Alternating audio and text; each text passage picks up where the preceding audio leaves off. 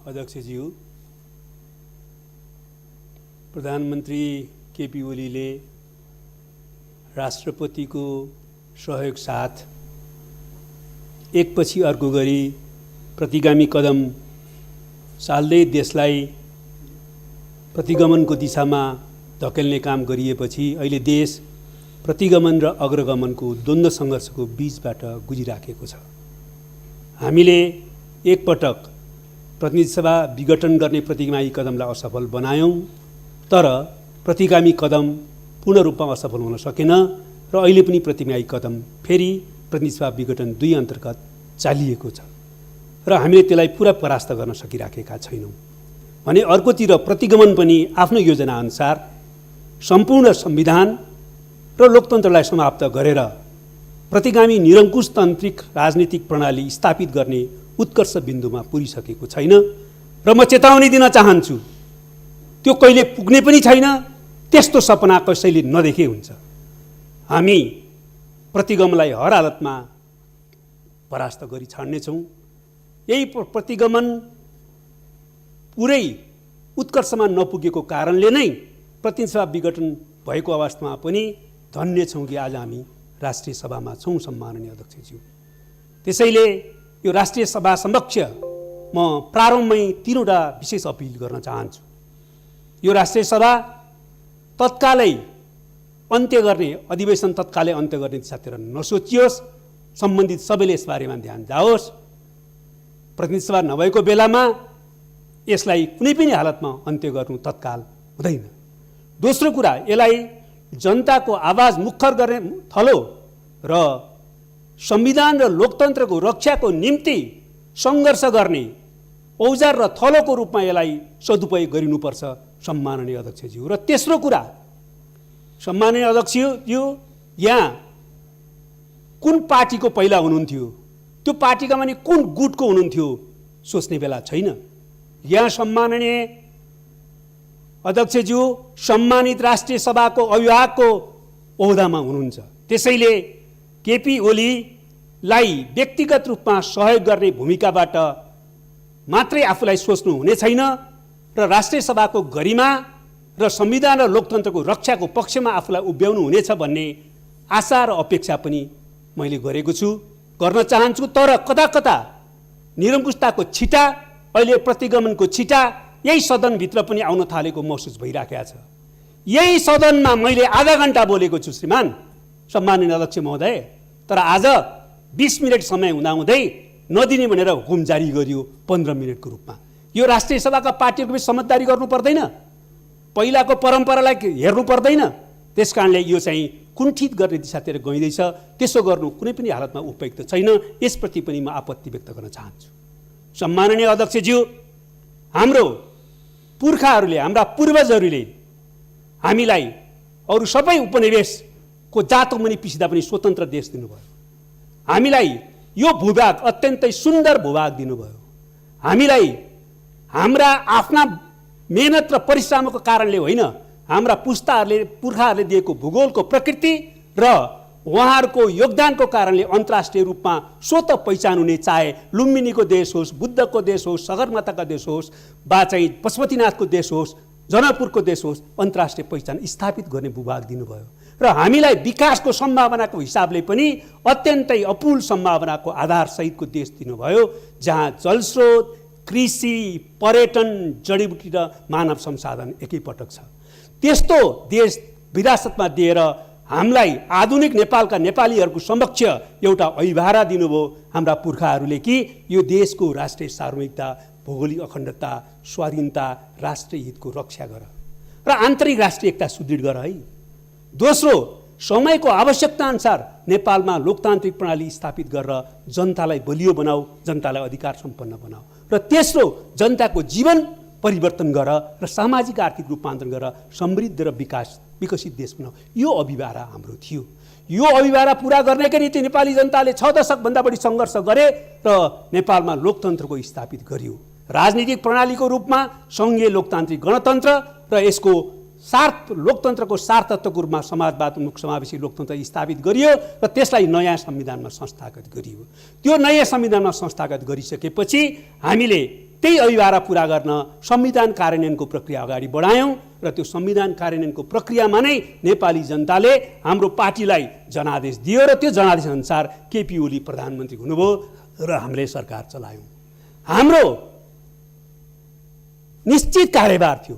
हामीले राष्ट्रियताको रक्षा गर्नु थियो, लोकतन्त्रलाई कार्यान्वयन गर्नु पर्थ्यो, संविधानलाई कार्यान्वयन गर्नु पर्थ्यो, यसलाई अझ उन्नत बनाउँदै जानु पर्थ्यो र हामीले सामाजिक आर्थिक रूपान्तरण गरेर समृद्ध नेपाल बनाउने, सामाजिक न्याय स्थापित गर्ने र समाजवादको आधार तयार गर्ने काम गर्नु पर्थ्यो। तर केपी ओलीले आफ्नो नेतृत्वको सरकार मार्फत ठिक विपरीत दिशातिर लैजानु भयो र त्यस अर्थमा उहाँले चाहिँ संविधानको नाङ्गो उल्लङ्घन गर्नुभयो, लोकतन्त्रको धज्जी उडाउनु भयो, पुरै अध्यादेशको शासन चलाएर निरङ्कुश तन्त्र चलाउनु भयो, देशलाई भ्रष्टाचारको दलदलमा फ्याँक्नुभयो र देशलाई बर्बाद गर्ने दिशातिर जानुभयो। यसको कारण के हो? म समयको अभावको कारणले लामो व्याख्या गर्न चाहन्न। म अदालतसँग विचाराधीन भएको विषय केही विषयमा राजनीतिक रूपमा केही बहस गर्नेतिर जान चाहन्छु।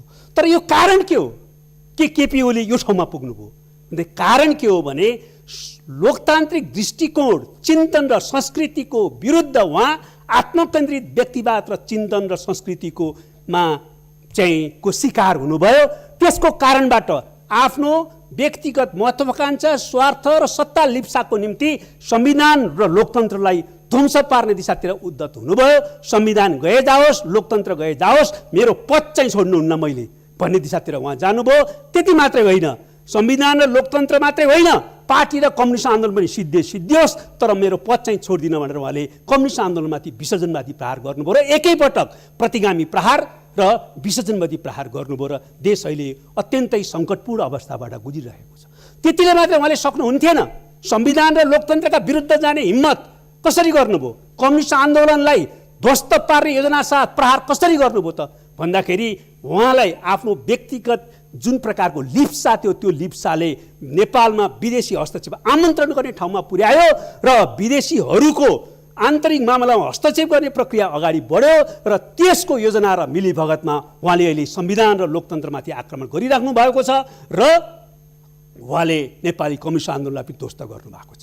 अहिले विकास र अरू प्रश्नमा मैले छलफल गर्न चाहन्न, तर म राष्ट्रियताको प्रश्नमा भन्न चाहन्छु, उहाँले राष्ट्रिय स्वाधीनतामाथि गम्भीर धोकाधडी दिनुभयो। उहाँको राष्ट्रियताको विषय एउटा पहिला जुन प्रकारको चर्चा परिचर्चाको विषय बनाउनु भयो त्यो धोका थियो र अहिले उहाँ पुरै राष्ट्रिय आत्मसमर्पणवाद र लम्पसारवादमा पुगिसक्नु भएको छ भन्ने प्रश्न भयो। आज अतिक्रमित भूभागको विषय वार्ताको विषय बन्दैन, आज इपिजीको विषय वार्ताको विषय बन्दैन।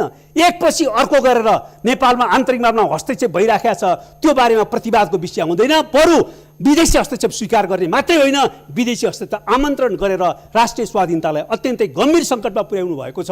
यो प्रश्न क्षम्य हुन सक्दैन सम्माननीय अध्यक्ष। र साथसाथै विकासको बारेमा पुरै समाजवादको आधार त पुरै छोड्नुहोस्, नवउदारवाद र यो प्रकारको चाहिँ जुन एउटा भ्रष्टीकरण, दलाल पुँजीवादको चारित्रीकरणको दिशातिर, त्यसको एउटा विकासको दिशातिर गइराख्नु भएको छ। त्यसले विकासका सम्भावनाहरू धुलाधुला बनाएका छन्, नयाँ जीवन पाउने सपनाहरू धुलाधुला भएका छन्। र यो स्थितिमा मुख्य प्रश्न भने राष्ट्रियताको रक्षा गर्न पनि, विकासको दिशातिर अगाडि जान पनि लोकतन्त्रको रक्षा हुनुपर्छ, संविधानको रक्षा हुनुपर्छ। उहाँले त्यसैमाथि प्रहार गर्नुभएको छ र आज हाम्रो मुख्य कार्यभार प्रतिगमनको विरुद्ध सङ्घर्ष गर्नु, प्रतिगामी कदमलाई परास्त गर्नु, संविधान र लोकतन्त्रलाई क्रियाशील बनाउनु र यो प्रतिगामी कदमलाई निरन्तरता दिएर जुन प्रकारले सुनियोजित षड्यन्त्र भइरहेको छ यो देशमा विभिन्न शक्ति केन्द्रहरू सहित, त्यो षड्यन्त्रलाई असफल पारेर प्रतिगामी निरङ्कुश तन्त्र कुनै पनि हालतमा यो देशमा स्थापित हुन नदिनु नै हो। यसको दिशातिर जानको निम्ति नै हामी अहिले राजनीतिक र कानुनी सङ्घर्ष गरिराखेका छौँ। राजनीतिक रूपमा हामीले आफ्नो कुरा भनिराखेका छौँ र अहिले जनतालाई पनि हामीले आह्वान गरिराखेका छौँ। तर कोभिड-19 को महामारीको सीमाभित्र अहिले हामीले सडकमा धेरै ठुलो आन्दोलन सङ्घर्ष गर्ने स्थिति रहेन। त्यो सीमालाई ख्याल गरेर राजनीतिक सङ्घर्ष अहिले एउटा वा अर्को रूपमा अगाडि बढिराखेको स्थितिहरू छ भने मुख्य रूपले अहिले कानुनी सङ्घर्ष अदालतमा छ। सम्माननीय अध्यक्ष महोदय, अदालतमा विचाराधीन रहेको विषयमा अदालतले फेरि पनि संविधान सम्मत ढङ्गले नै फैसला गरेर संविधान र लोकतन्त्रलाई क्रियाशील गर्ने सही निर्णय गर्नेछ भन्ने कुरामा हामी विश्वस्त छौँ।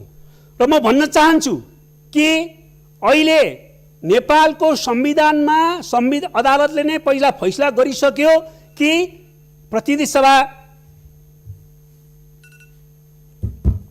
सभा विघटनको कुनै प्रावधान छैन, गर्ने विषयाधिकार छैन। प्रतिनिधि सभा विघटनको अवस्था आउन सक्ने एउटा चित्रण गरिएको छ। त्यसकारणले प्रधानमन्त्रीलाई विषयाधिकार छैन। संविधानको 76 को सबै धाराको प्रक्रिया गुज्रेर अगाडि बढ्दा पनि संसदले सरकार दिन सकेन भनेर स्वतः संविधान प्रतिनिधि सभा विघटन हुने र त्यो प्रतिनिधि सभा विघटनलाई औपचारिकता दिन त्यतिखेर बाध्यकारी रूपमा त्यतिखेरको काम चलाउ प्रधानमन्त्रीले विघटनको सिफारिस गर्न पर्ने व्यवस्था मात्रै छ। यो कुरा अदालतको पहिलेको फैसलाले स्पष्ट गरिसकेपछि आज अब संविधानको सारा धाराहरूको 76 को सबै प्रावधानहरूको प्रक्रिया पूरा गरियो र विघटन हुने अवस्था आयो भन्ने सिर्जना गर्दै अहिले फेरि असंवैधानिक रूपमा प्रतिनिधि सभा विघटन गरिएको छ। यहाँ प्रश्न छ के संविधानको 76 को सम्पूर्ण प्रावधानहरू सम्पूर्ण उपधाराहरू क्रियान्वयनको प्रक्रिया समाप्त भएको हो त्यसपछि विघटनको अवस्था आएको हो? होइन। दोस्रो प्रश्न छ 76(5) कुन कारणले संविधानमा राखियो? सम्माननीय अध्यक्षज्यू, वास्तवमा 76(5) को प्रक्रिया नेपालमा विशिष्ट ढङ्गले राखिएको छ। त्यो 76(2) होइन। म प्रश्न पार्न चाहन्छु 76(2) हुँदो हो त त्यो राखिन्थेन। 1, 2 76(2) नै पुनः एकपटक अन्तिम अवसरको रूपमा यसलाई प्रयोग गरिनेछ भनेर राखिन्थ्यो। त्यसैले 76(2) नै 76(5) हो भनेर व्याख्या गर्नु संविधानलाई विकृत पार्नु हो। त्यसकारणले त्यो स्थिति होइन। 76(5) अन्तिम अवसरको रूपमा सांसदहरूले नै संसद बचाउन र सरकार बनाउनका निम्ति प्रयोग गर्ने धारा हो, जहाँ सांसदहरूले स्वतन्त्र ढङ्गले भूमिका खेल्छन् र व्हिप लाग्दैन। नत्र भए 76(5) को त्यो औचित्य हुँदैन थियो। राजनीतिक रूपमा हामी बहस गर्न सक्छौँ हाम्रो प्रणालीमा 76(5) को धारा उपयुक्त छ कि छैन भनेर, तर त्यो निर्णय त्यसको आधारमा हुँदैन। निर्णय संविधानमा के प्रावधान छ, कुन उद्देश्यले संविधानमा त्यो प्रावधान राखियो भन्ने आधारमा हुन्छ। त्यसरी हेर्दा कुनै पनि कोणबाट 76(5) को प्रक्रिया चाहिँ पुरा गर्ने प्रक्रियामा नगइकन त्यो चाहिँ राष्ट्रपतिको उसमा प्रधानमन्त्रीले संसद विघटन गर्न प्रतिनिधि सभा विघटन सक्दैन। जहाँसम्म राष्ट्रपतिलाई त्यसो गर्ने अधिकार छ कि छैन भन्ने कुरा हो, राष्ट्रपतिलाई यो संविधानले संवैधानिक र अलङ्कारिक राष्ट्रपतिको रूपमा ओहदा दिएको छ, भूमिका दिएको छ। राष्ट्रपतिले स्वविवेक प्रयोग गर्न पाउँदैनन्। राष्ट्रपतिले स्वविवेक प्रयोग गर्ने अर्थ लगाउने हो भने के धारा 76(2) र 76(5) चाहिँ राष्ट्रपतिले जसलाई मन लाग्छ उसलाई प्रधानमन्त्री बनाइदियो भन्न मिल्छ? त्यही गर्न राखिएको हो। त्यहाँ त आधार दिएपछि राष्ट्रपतिले गर्नै पर्ने भाव त्यसमा अन्तर्निहित छ। त्यसकारणले राष्ट्रपतिले स्वेच्छाले जसलाई प्रधानमन्त्री बनाउन लागे बनाइदिने, बनाउन मन नलागे नबनाउने भन्न पाउँदैन। दोस्रो कुरो, राष्ट्रपतिमाथि परमादेश लागू हुन सक्छ कि सक्दैन भन्दाखेरि राष्ट्रपतिले संविधान मिचेर संविधानलाई ध्वस्त पार्ने, लोकतन्त्रलाई ध्वस्त पार्ने काममा मिलीभगत गर्छन् भने राष्ट्रपतिको असंवैधानिक कामलाई सच्याउन मिल्छ। त्यो सच्याउने दिशातिर परमादेश जान मिल्छ। त्यसरी हामी के अपेक्षा गर्छौँ भने यो अवस्थामा राष्ट्रपतिले गरेको र मूलतः प्रधानमन्त्रीले गरेको असंवैधानिक कामलाई सच्याएर संविधान सम्बद्ध ढङ्गले देशलाई अगाडि बढाउने, प्रतिनिधि सभा पुनर्स्थापित गर्ने र नयाँ सरकार बन्ने दिशातिर देश अदालतको फैसलाबाट जानेछ भन्ने कुरा हामी विश्वस्त छौँ। म एउटा कुरा अर्को पनि भन्न चाहन्छु। निर्वाचनको कुरा गरिँदैछ। के निर्वाचन नै लोकतन्त्र हो? संविधान सम्मत र लोकतन्त्रको अभिन्न अङ्गको रूपमा निर्वाचन भयो भने लोकतन्त्र सुदृढ हुन्छ। संविधानलाई मार्न, लोकतन्त्रको हत्या गर्न निर्वाचनको नाटक रोकिन्छ भने त्यो लोकतान्त्रिक हुन सक्दैन। त्यसो त ज्ञानेन्द्र पनि लोकतन्त्रको घोषणा चुनावको घोषणा गरे, हामीले भाग लियौँ। यति थाहा हुँदाहुँदै पनि संविधान र लोकतन्त्रको हत्या गर्ने गरी निर्वाचनको कुरा गर्न सकिन्न। हामी निर्वाचनको पक्षमा छौँ, तर संविधान सम्मत ढङ्गले जब यो संसदीय अवधि पुरा गर्छ हामी चुनावमा जानेछौँ, सबैसँग प्रतिस्पर्धा गर्नेछौँ र नयाँ जनादेश लिएर सरकार बनाउनेछौँ र संसद निर्माण गर्नेछौँ। सम्माननीय अध्यक्ष, यो कुरा प्रष्टै छ। अन्तमा म यो प्रतिगमनको कदमलाई असफल पार्ने क्रम सँगसँगै अहिले कोभिडका विरुद्ध एकताबद्ध हुने, खोप सारा जनतालाई उपलब्ध गराउनुपर्छ र कोभिडको अर्को लहरको तयारी हामीले गर्नुपर्छ। दलित समुदायमाथि भेदभाव र उत्पीडन अन्त गर्नुपर्छ। सामाजिक एकता र सद्भावको नाममा भेदभाव र उत्पीडनलाई जायज ठहराउने काम गर्नुहुन्न, तर त्यस अन्तर्गत रहेर सामाजिक एकतालाई सुदृढ गर्नुपर्ने हुन्छ। बाढी पहिरो पीडित जनतालाई उद्धार र राहतको प्रक्रिया अगाडि बढाइनुपर्ने हुन्छ र त्यति मात्रै होइन, विकासको ढाँचा तयार गर्दा पनि हामीले अब बाढी पहिरो भूकम्प जस्ता जोखिमहरू जो हाम्रा अभिन्न अङ्ग बनेका छन् त्यसलाई ध्यान दिएर विकासको ढाँचा तयार गर्नुपर्ने हुन्छ। र साथसाथै म भन्न चाहन्छु, अहिले उद्धार र राहतको निम्ति हामीले पहिला नै त्यसबाट पुर्याउने जोखिमलाई ध्यान दिएर तयारी जोखिमको न्यूनीकरण गर्ने र समय र उद्धार र राहत पुर्याउने ध्यान दिनुपर्ने हुन्छ। र म अन्तमा भन्न चाहन्छु, अहिले संहितालाई पुरै व्यवस्था गरेर संहिताको हत्या गर्ने गरेर कालीगण्डकी तिनौ डाइभर्सनको परियोजना अगाडि ल्याइएको छ। यो मिल्दैन सभामुख महोदय, संहिताको कोडबाट मिल्दैन, सम्बन्धित प्रदेशका समन्वय नगरिकन यो गर्न मिल्दैन। दोस्रो कुरा, यो विकासको समग्र योजनाको अङ्ग नबनाइकन भोट माग्ने अस्त्रको रूपमा अगाडि बढाएको त्यसो गर्न मिल्दैन सभामुख महोदय। त्यसैले संहिता स्पिरिट अनुसार माननीय शेखर